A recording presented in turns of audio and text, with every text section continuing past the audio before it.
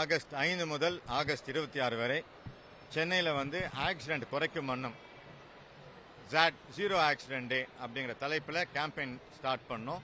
நீங்கள் பார்த்துருப்பீங்க, கடந்த 20 நாட்களாக பல்வேறு தரப்பு மக்களிடம் சென்று ஆக்சிடென்ட் ஆன அவேர்னஸும் அதை குறைக்கிறதுக்கு என்ன பண்ணணும் அப்படிங்கிறதுமே எடுத்துகிட்டு போனோம். இதில் பலர் எங்களுக்கு ஒத்துழைப்பு கொடுத்தார்கள்.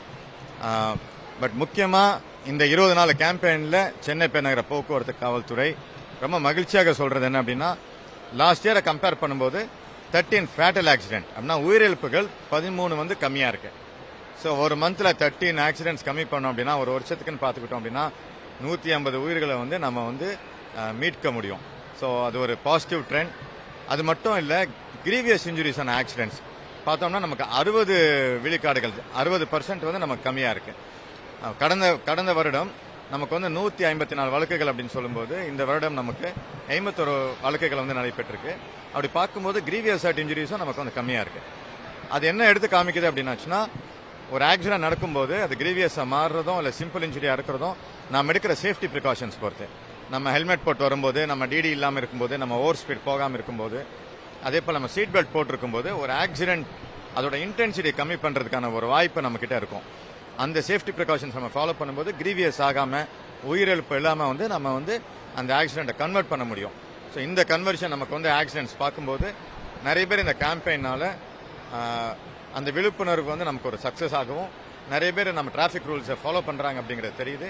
ராங் சைடில் போக மாட்டோம், டிடி வேணாம், அதிகமான வேகம் வேணாம், ட்ரிபிள்ஸ் வேணாம். முடிஞ்சால் அவங்க டிபியில் வந்து நீங்கள் ஸ்ப்ரெட் பண்ணுறது மாதிரி எத்தனை பேருக்கு ஸ்ப்ரெட் பண்ண முடியுமோ ஒரு மெசேஜாக I am responsible for zero accidents அப்படிங்கிறது வைங்க.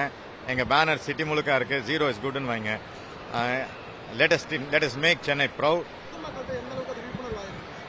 அந்த விழிப்புணர்வுடைய ஒரு ரிஃப்ளெக்ஷன் தான் நம்மளுடைய ஆக்சிடென்ட்ஸ் கம்மியானது.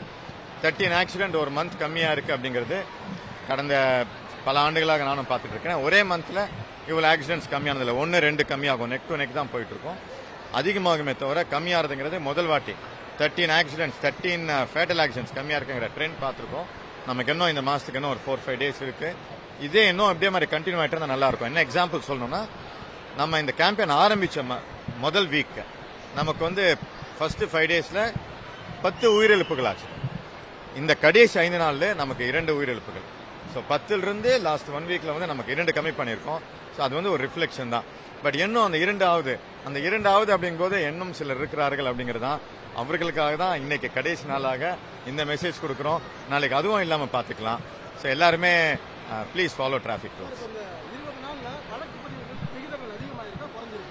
ஆக்சுவலாக வழக்கு பதிவு நாங்கள் அதிகப்படுத்தியிருக்கிறோம். ஏன் அப்படின்னா, இந்த மெசேஜ் கொண்டுட்டு போகும்போது வெறும் அவேர்னஸ் கேம்பெயின் மட்டும் இருந்தால் கரெக்டாக இருக்காது, அதோட சேர்ந்து என்ஃபோர்ஸ்மெண்ட்டும் இருக்கணும்.